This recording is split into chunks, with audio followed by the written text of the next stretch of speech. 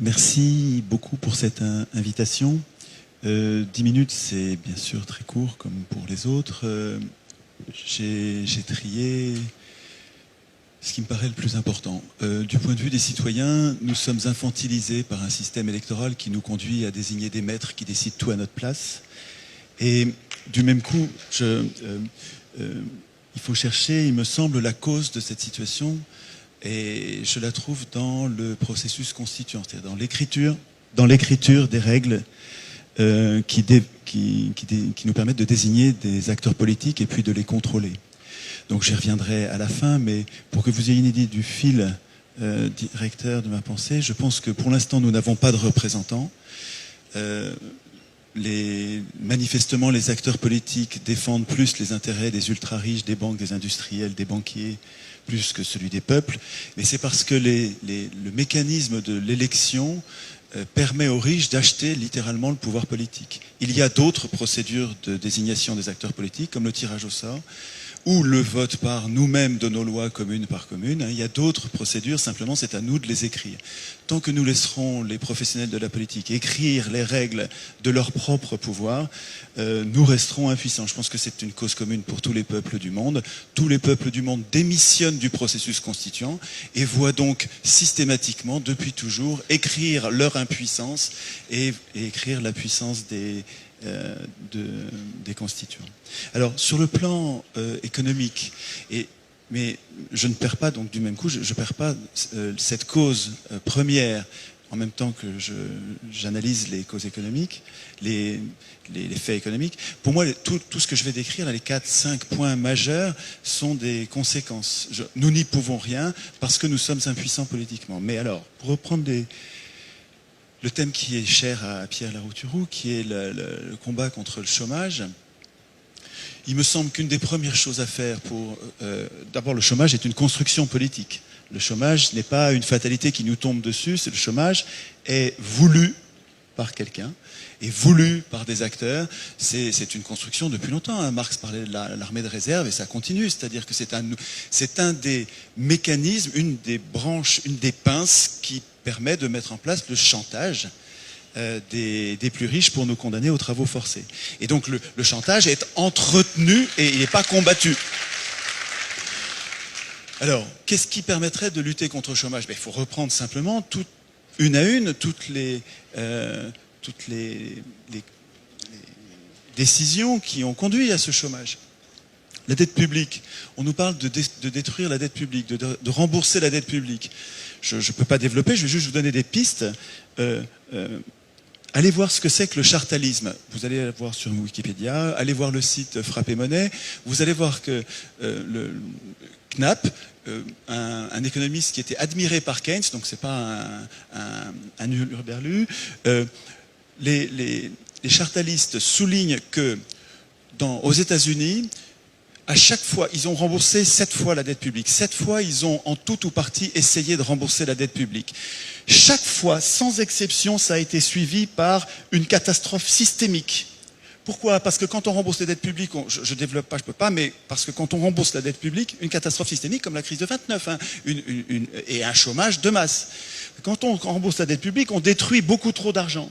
Et il y a un lien mécanique entre la quantité d'argent disponible dans toutes les poches, hein, pas la quantité d'argent qui se joue au casino en milliers de milliards. Hein. Non, la quantité d'argent qui est disponible entre les acteurs. Il y a un lien direct entre le chômage et la quantité d'argent qui est disponible. Toutes les communes qui se sont réappropriées le pouvoir de création monétaire ont vu disparaître, non pas dans les mois qui suivent, mais simplement dans les semaines, ça va très vite, les semaines qui suivent ont vu disparaître le chômage. Les communes, lisez le livre de Derrida, tout petit bouquin, les monnaies locales complémentaires, pourquoi, comment, vous allez découvrir un univers de possibles quand les humains reprennent le contrôle de la création monétaire, ils font disparaître le chômage. Nous manquons d'emploi parce que nous manquons d'argent.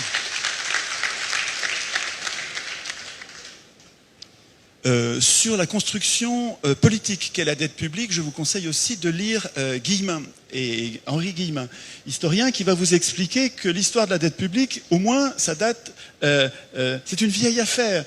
Déjà avant la Révolution française, Necker, un banquier suisse, qui était en même temps ministre des Finances françaises, a copieusement endetté, mis quasiment l'État français en banqueroute en le conduisant à faire emprunt sur emprunt, emprunt sur emprunt que fournissaient les riches. C'est les riches qui prêtent à l'État parce que c'est une mine d'or pour eux. Et Necker lui-même prêtait à 19%. Il faut écouter Guillaume. Vous verrez, c'est une vieille affaire. La dette publique est une construction politique. La nôtre, celle d'aujourd'hui, elle tombe pas du ciel. C'est 40 ans de budget voté en déséquilibre, pas par nous, pas par le peuple, voté par nos élus de gauche, de droite. Ils ont tous voté des budgets en déséquilibre. Ça a commencé en 74. On dirait qu'en 74, ils se sont mis en tête d'endetter l'État. Je pense que la dette publique est un coup d'État bancaire, un coup d'État des ultra-riches contre les peuples. Et ça sert à affaiblir l'État qui est le seul qui pourrait protéger le peuple contre les riches du moment.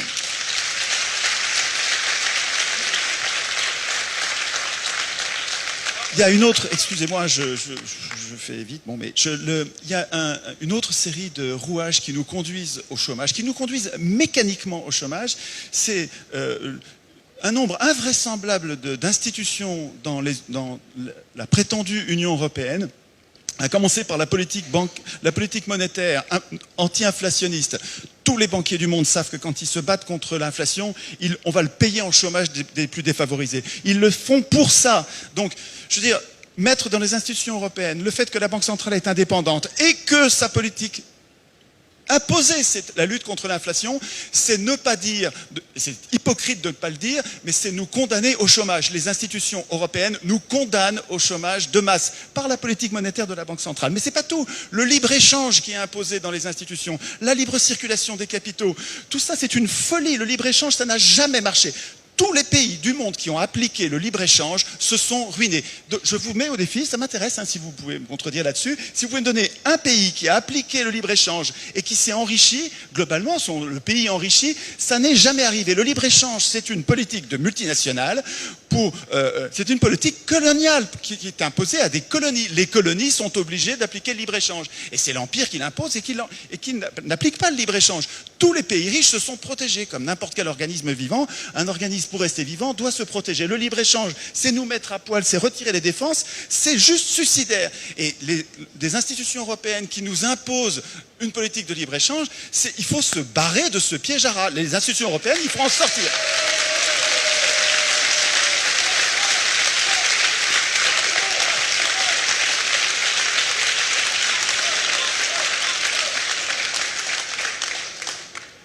J'ai l'impression d'être un tribun, ça va pas du tout. Mais enfin bon,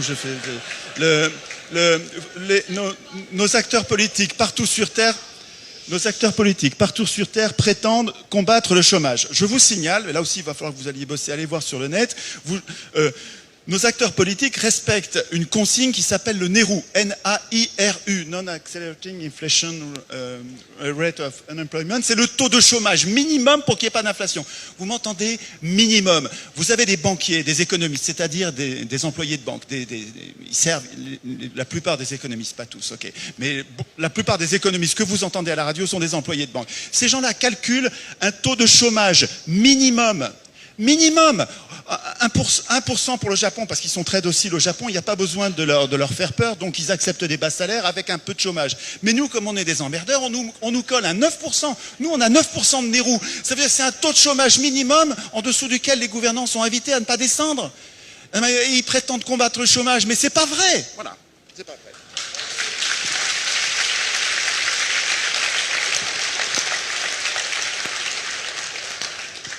Je ne sais pas combien de temps il me reste, mais bon, de toute façon, quand on me laisse parler, je parle 8 heures, donc de toute façon c'est trop long. Je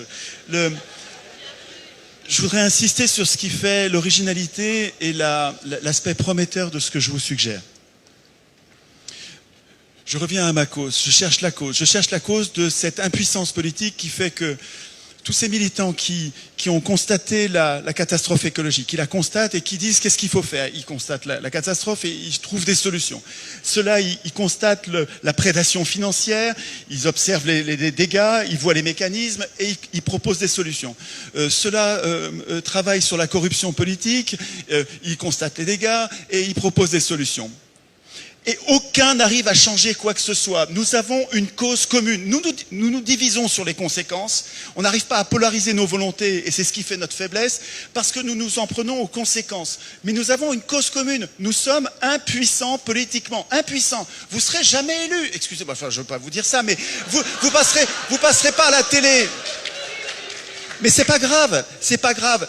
Nous ne nous émanciperons pas par l'élection. L'élection est un mécanisme oligarchique qui permet aux plus riches d'acheter le pouvoir. Alors, c'est très bien de se...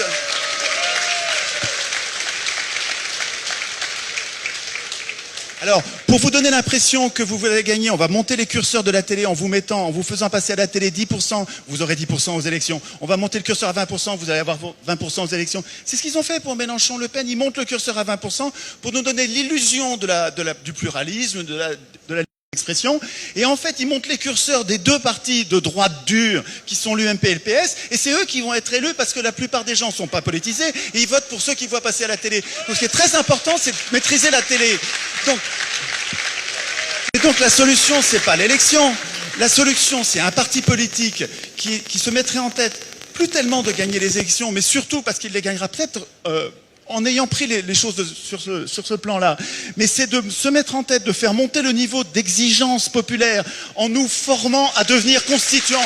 Un parti, on a besoin...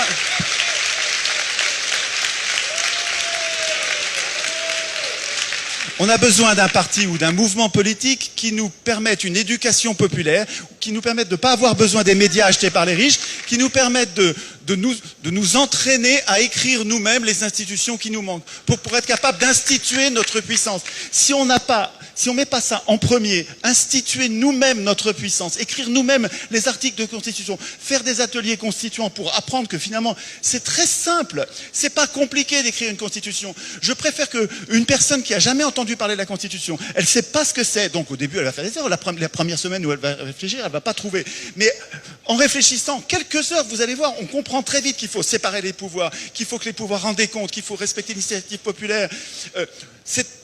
Les problèmes sont très simples. Il vaut mieux avoir quelqu'un d'incompétent, aujourd'hui, mais qui en bossant va devenir compétent, plutôt que quelqu'un qui est compétent déjà et qui est malhonnête. Malhonnête, c'est juste double peine, quoi. On va même pas arriver à s'en... Merci voilà, Étienne.